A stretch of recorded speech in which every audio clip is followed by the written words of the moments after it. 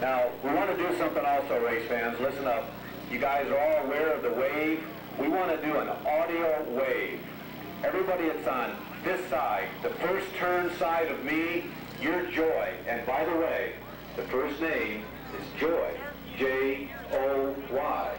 Everybody on this side, the fourth turn into me, you guys are Fair.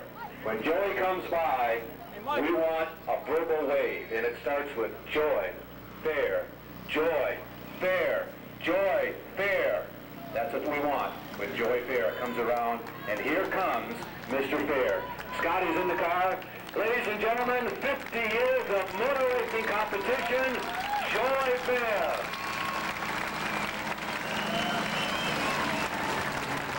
In 1949, Harry Truman was president. We've had 8 since then. In 1949, no one had even heard of transistor radios, let alone computers and hi-fi. In 1949, Bill Howland won the Indianapolis 500. Ohio State had not had a Heisman Trophy winner yet, and Michigan had won 10 years ago with Tom Harmon. And in 1949, Joy Fair began his career as a race driver. The chant, Joy, Fair, Joy, Fair, Joy, Fair, Joy, Fair.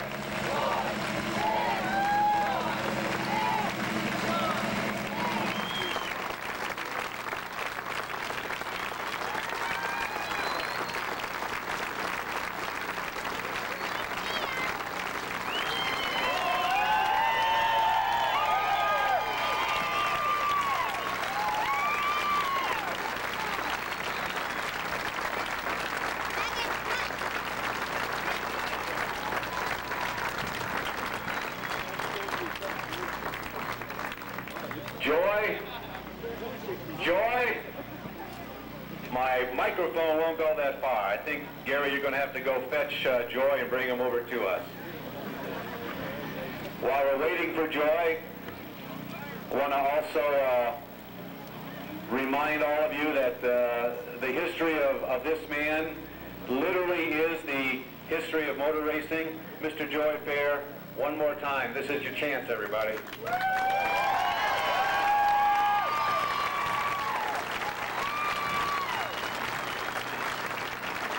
Joy, I look at the school bus yellow number 1, but I'm also remembering a bright pink number 95 and certainly all the 719s. This has been the car of the last quarter century, but do you remember where it all began and how it began? Oh, yes. Pontiac, they built a half-mile track north of town, and a fellow named Dick Price was a bouncer in a bar, tough guy, and he talked my brother and I into building him a car, and he would win with it that summer. And then we went to Partington's Pasture Speedway, 14 in Ryan, I think, and we had an argument. I thought I was a cocky mechanic, like now, and we argued about what to do to the car. And he said, if you do that, I'm not driving it. And so I said, well, I'll drive it then. So I drove it, and we won easy. So then I got hooked on it, you know.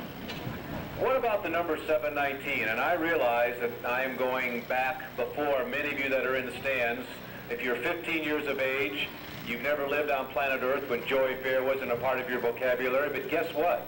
If you're 65 years of age, you've never lived on planet Earth probably when Joy Fair was not a part of your vocabulary. So the number 719, that was the first decade of your racing. Where did that come from? Motor City Speedway used to get 150 cars qualified for the race, what they call old model stock or something of that nature. And so we built a car in 2 nights and took it down there, and then Russell was painting a number on it, and there was a badge 714 television show about detective and stuff. And so he made 714.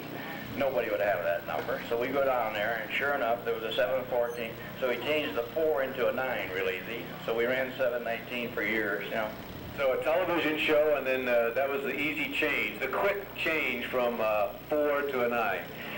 All the years on dirt, do you miss running on dirt? Because without question, although Flat Rock, by the way, for those of you who are not aware of it, it was, by the best of all of us who researched this, one of the that was paved. But do you miss running on dirt, Joy? No. I raced dirt, it was loose dirt, and the way they kept the dust down was drain oil.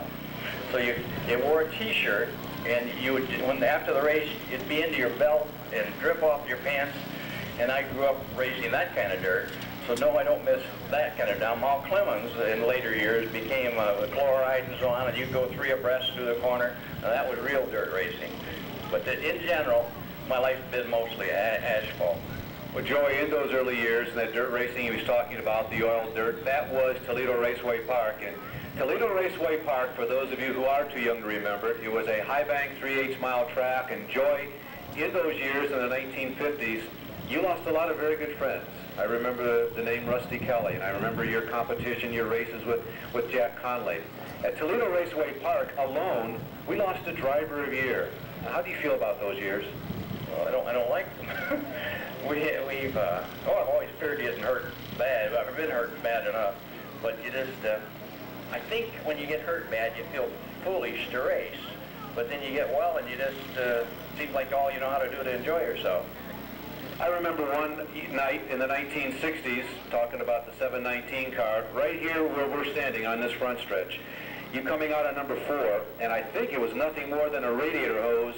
You went down to number 1, and you were in water, and it didn't turn, and you cracked that outside wall at the right side. It was the open wheel super modified. Remember that crash? I know there have been hundreds, but do you remember that one? Yeah, that's one where you, in the last couple of hundredths of a second, you think about, oh, I've done it, I'm going to get hurt. Last year at Flat Rock, the car turned upside down and caught on fire, and for years I held my left leg in place with a bungee cord, and nobody ever said anything about it. You know, now the silly thing turns upside down, caught on fire, my head's up in the windshield and the flames on the other side, and I can't get out because I'm hanging by my knee. And Rick Shepard come up and thought I was goofy.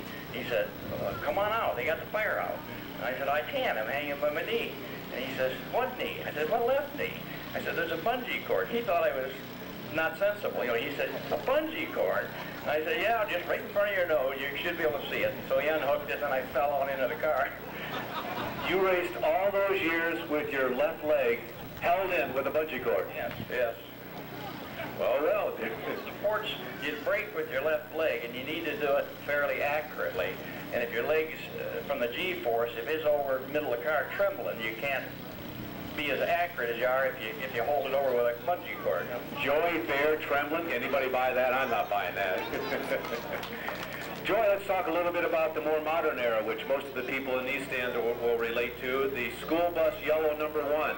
How did that come about? Was it a tradition that was born by design or by accident? Very accident. The man next door run a bump shop where we'd get the car prepared every spring, and he'd paint it. And we were cheapskates, and he was a cheapskate too. So we'd go there the night we're going to paint it, and he would mix old paint together and stir it, and then look at it and say, well, if I add white, it'll come out so-and-so, or pink. And anyway, he ended up, he said, you know, I can add something to it, and it'll come out school bus yellow. And it's good. So we painted it, and it really caught on for years with the kids. You know, they just loved the school bus yellow look. So we kept it to this day.